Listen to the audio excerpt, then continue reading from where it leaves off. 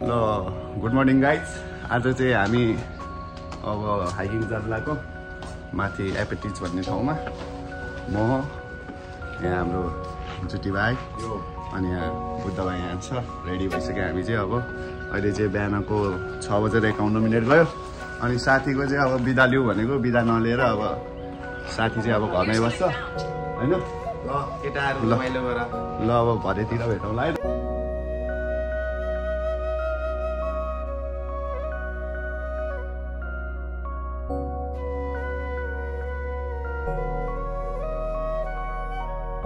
हामी चाहिँ यहाँ माथिको यो टावर भएको ठाउँमा जानु लाग्यो हो। अब हेरौँ कति घन्टा लाग्छ त्यहाँ माथि पुग्दाखेरि। अनि माथि पुगेर यसो बागरी सागरी पनि गर्नुपर्ने छ।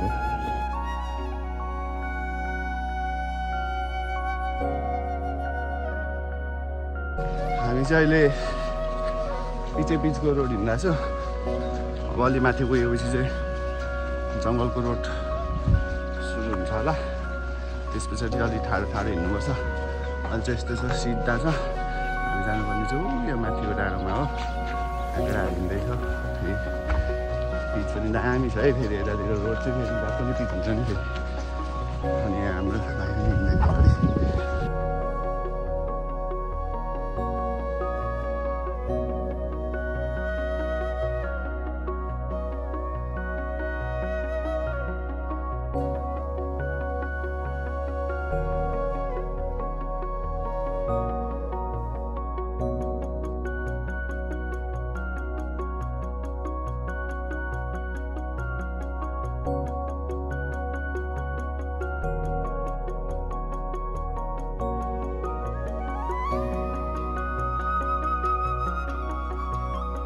ए बबाल छ यो पछाडि घर। आम्बो यस्तो दामी छ। यतिको घर भयो भने त नेपालमा है बुद्ध भाइ केही चाहिँदैन त। होस् अब चाहिँ जङ्गलको बाटो सुरु हुन लागेको छ। अलि यता माथि पुगेपछि चाहिँ अब जङ्गल आउँछ। हामी हिँड्दैछौँ। ल अब चाहिँ हाम्रो यो जङ्गलको बाटो सुरु भयो। जङ्गलको बाटो चाहिँ यस्तो रहेछ। अब पुरै घनघोर छ। पुरै केटाहरू हिँड्दैछन्। अब हाम्रो टावरहरू पनि टिप्दैन होला। केटाहरू अब हिँड्दैछ। अब चाहिँ जङ्गलको बाटो सुरु भयो है।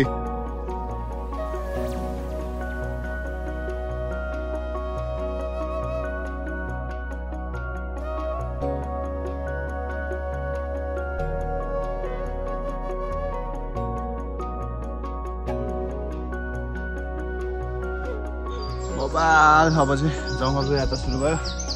दामी छ जङ्गलको इन्टु द वुड्स। हामी चाहिँ अब यस्तो छ है वरिपरि चाहिँ यस दामी भइरहेछ होइन। मजा आइरहेको छ।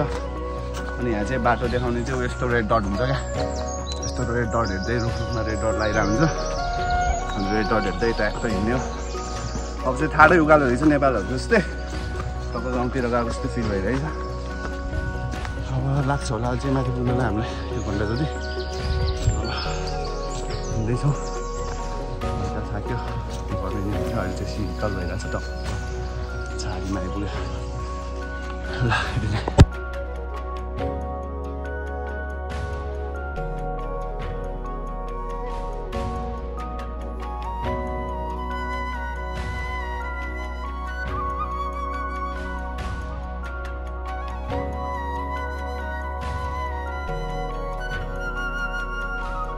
ल केटाहरू कस्तो हुँदैछ त? रमाइलो हुँदैछ?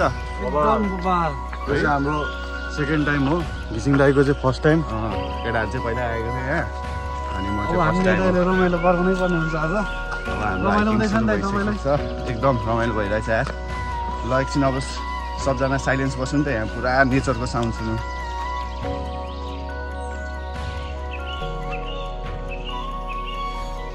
दामी साउन्ड सुन्छ। एउटा शब्द नि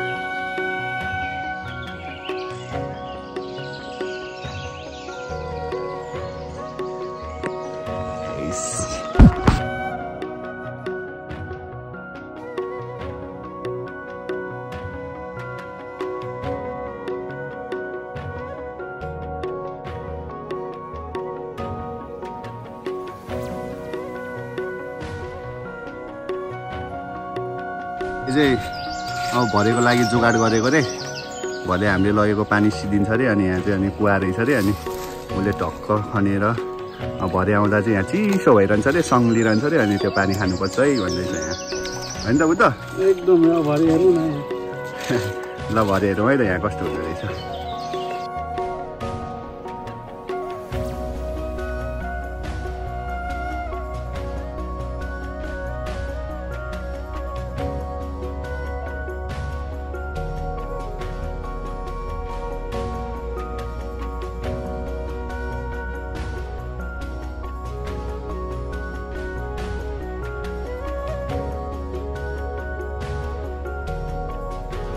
हामी जानु लागेको ठाउँ चाहिँ यो एपिटिज चाहिँ 879 मिटर माथि रहेछ अब 1 आवर देखाएको छ अब हिँडेर होइन होला हिँडेरै हो कि न हिँडेर होइन हेरौँ अब अहिले कति बज्यो 9 बजेको छ हामी एपिटिजको डाँडामा पुग्दाखेरि कति बज्छ हेरौँ अनि त्यतिखेर थाहा हुन्छ कति घन्टा लाग्छ भनेर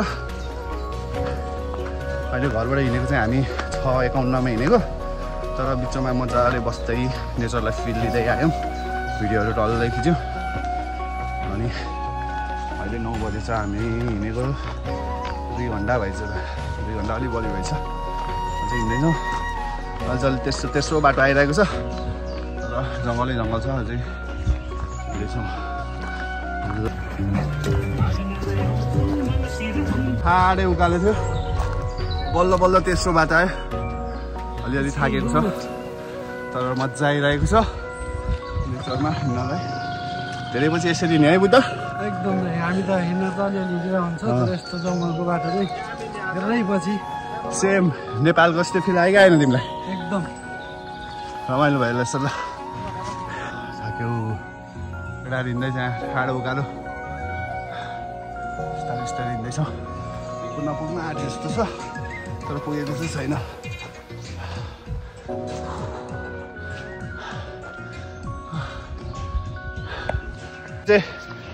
हामी पुग्न पुटाङ आँट्यो थाक्यो पसिनै पसिना भयो धन्न अझ रुखहरूले घाम छेकेर अलिक सहज भयो अब चाहिँ हामी यहाँ यत्रो ठुलो चौर जस्तो ठाउँमा आएको छौँ यहाँबाट चाहिँ केटाहरूले भनेको चाहिँ प्याराग्लाइडिङ गर्छ अरे तर दामी छ चौर चाहिँ होइन त जुटी भाइ एकदम अब पुग्नलाई होइन दामी अब लगभग 15-20 मिनटमा पुगिन्छ थाक्यो कि थाकेन ल जुटी भाइ नि पसिना असिना भइसक्यो थाकिरहेछ बुद्ध चाहिँ यहाँ गीत बजाउँदै नाच्दै हिँड्दैछ ऊ चाहिँ थाकिनु जस्तो छ ल अहिले चाहिँ हामी कता चौर जस्तो ठाउँमा आयो दामी छ यहाँ चाहिँ बारहरू हिँड्दैछ यहाँ बार छ तर आज बार चाहिँ बन्द छ जस्तो छ यहाँ सर्टेन टाइम मात्रै खुल्छ अरे बारहरू पसिनै पसिना भइदियो काममा पो आइहाल्छ त्यही भएर आज चाहिँ बार खुला छैन होला कहिले कहिले खुल्छ चाहिँ थाहा छैन जे होस् हप्ताको 4 दिन खुल्छ भनेर भन्थ्यो तल हामीसँग काम गर्ने लोकलहरूले यहाँ आज चाहिँ खुल्या छैन के चाहिन्छ तलैबाट लग भनेको थियो हामीलाई हामीले चाहिँ अनि ब्यागमा सबै पानीदेखि लिएर अब हामी माथि पुगेर मासुहरू पोल्छौँ मासु पोल्ने भाँडो नि लिएको छ मासु नि म्याग्नेट गरेर हिजो राखेको थियो हामीले मासु नि लिएर आएको छ अनि माथि गएर हामी सानो बेबीको पार्टी गर्छौँ हामी तिनजना रमाइलो हुन्छ जस्तो छ अब 10 मिनट होला टाउरमा राइडिङ चाहिँ एउटा हान्छ यहाँ चाहिँ बार छ यस्तो दामी भ्यू देख्दो रहेछ यहाँबाट चाहिँ तल मोबाइलले अझै डिफाइनै गर्दैन आँखाले त दामी देखिरहेको छ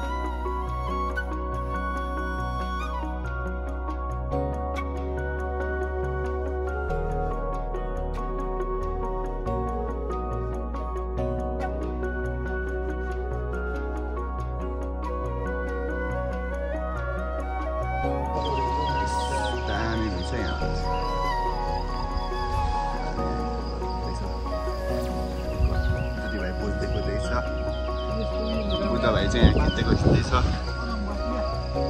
तर दामी देखिन्छ राम्रो यहाँबाट चाहिँ पुरै देख्दो रहेछ अझै फोनले पुरै देखाउँदैन रहेछ दामी छ ल अब चाहिँ यहाँबाट 10 मिनट जति होला टावर पुग्न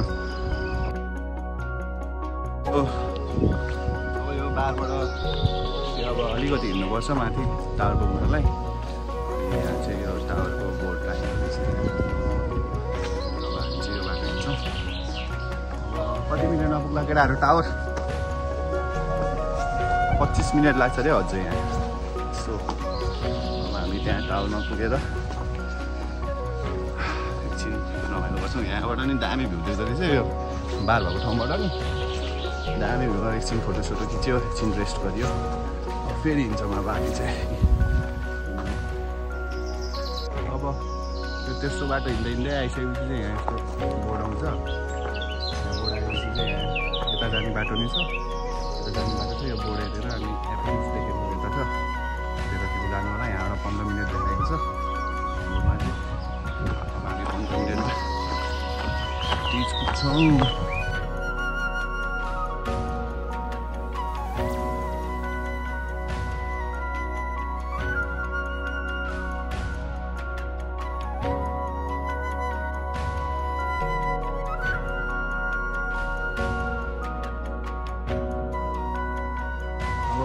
एप्टिज लेखेको बोर्डबाट छिरेर हामी फेरि हिँड्दैछौँ हाम्रो फिले साथीहरू नै आयो अब साइकल चाहिँ यहाँसम्म ल्यायो अनि लक लगाएर राखेको छ अब हामी टावरतर्फ लाग्दैछौँ टावर चाहिँ यहाँ माथि छ कि जस्तो जस्तो लागिरहेको छ है होइन त बुद्ध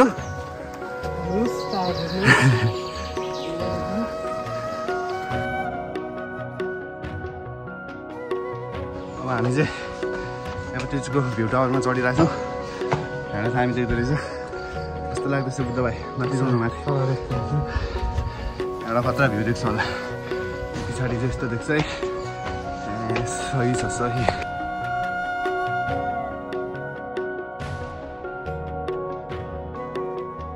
त्यही फाइनली एप्टिजको टावरमा पुग्यौँ अब हामी कति 6-7 बजे हिँडेको भने 11 बजेर 4 मिनटमा पुग्यो झन्नै हामी तर रेस्ट गर्दै आयो कुरा गर्दै रमाइलो गर्दै आयो त्यही भएर यति टाइम लागेको 4 जना हिँड्यो भने 2-3 घन्टामा पुग्ने रहेछ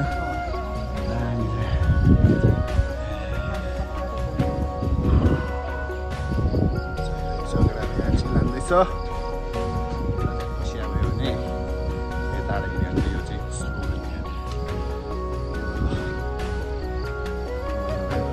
तपाईँहरूलाई कस्तो भयो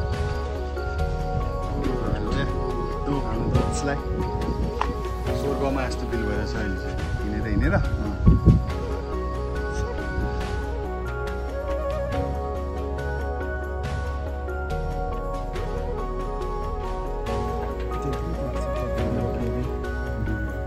अब हामी चाहिँ यहाँ बाटो बिग्रेर हान्दैछौँ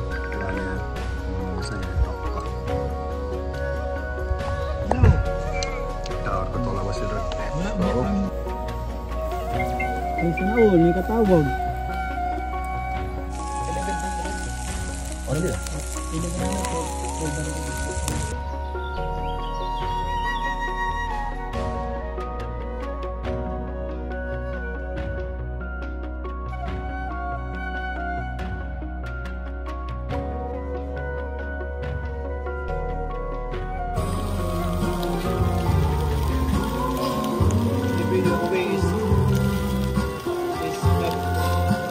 लाग्छ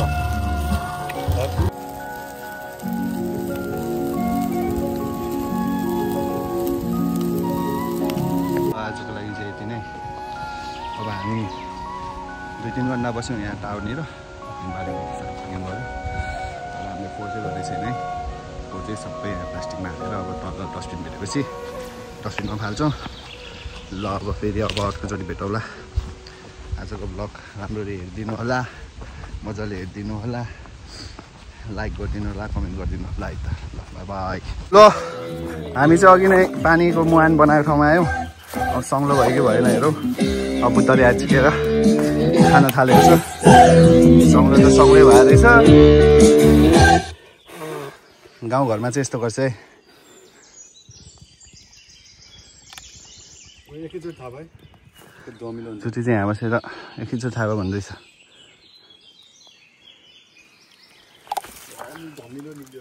कहाँ यहाँ पो छैन सँगै छ वाउ आम्माम कस्तो चिसो फ्रिजको अन्त चिसो छ ल आजको लागि यति नै अब पछि भेटौँला अर्को कुनै दिनको ब्लग्समा है त ल बाई बाई भन्दै जुटी बाई ब्लगमा भेटौँ ल बाई बाई बाई